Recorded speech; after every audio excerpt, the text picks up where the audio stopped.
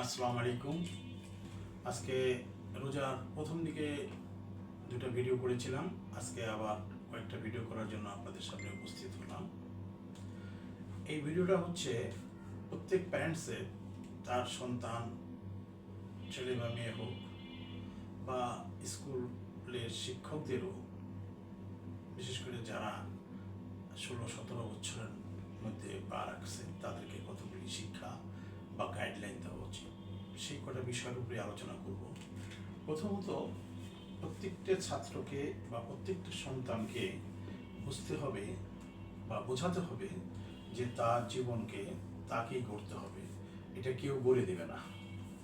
তাকেই পরিশ্রম করতে হবে, সেই পরিশ্রমের মাধ্যমে তার জীবনকে করতে হবে।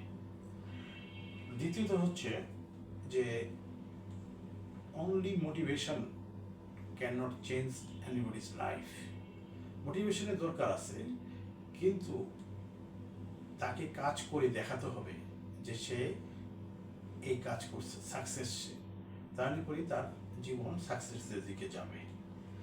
আর অনেকে আছে দেখা যায় যে চিন্তা করে, অনেক অনেক প্ল্যান করে, কিন্তু বাস্তবায়িত করতে পারে না।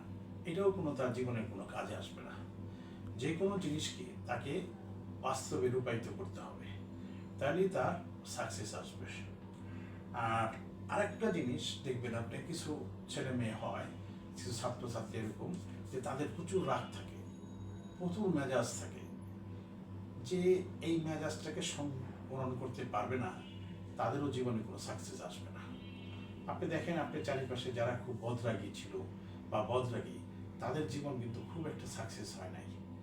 বরঞ্চ যারা রাগকে সংবরণ করতে পারছে, সহ্য করতে পারছে, তারাই আলটিমেট সাকসেস হয়েছে। আরেকটা জিনিস হলো, আপনাকে বুঝতে হবে সন্তানদের যে কোনো সম্মান উত্তরাধিকার সূত্রে পাওয়া যায় না। কারো বাবা হয়তো বড় অফিসার, বড় ব্যবসায়ী, অনেক টাকা, সেই জন্য যে সে সবসময় সম্মান পাবে তা না। সেই সম্মান তাকে অর্জন করতে হবে, সেটা পরিশ্রমের মাধ্যমে। কারণ কেউ বিনা পরিশ্রমে সম্মান পায় না। কাজেই তাকে পরিশ্রম করতে হবে, তাকে তৈরি হতে হবে, তাহলে সে সম্মানও পাবে, সাকসেসও হতে পারবে। আর সবচেয়ে আরেকটা বেশি গুরুত্বপূর্ণ, সেটা হচ্ছে জীবনে বন্ধু নির্বাচনে খুব সচেষ্ট হতে হবে। যদি কোনো ছেলে বা মেয়ের ভালো খারাপ বন্ধু জুটে যায়, তাহলে বুঝতে হবে তার জীবন শেষ। কারণ কোনো খারাপ বন্ধু কখনো চাবে না আপনার ছেলের বা আপনার মেয়ের ভালো হোক। কাজে এই দিকেও তাদেরকে সচেতন হওয়ার জন্য শিক্ষা দিতে হবে।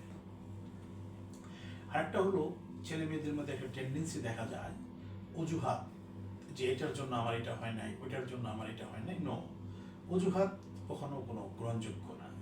তোমার যেটা আছে সেটার মধ্যেই তোমাকে এগিয়ে যেতে হবে, তোমাকে সাকসেস হইতে হবে।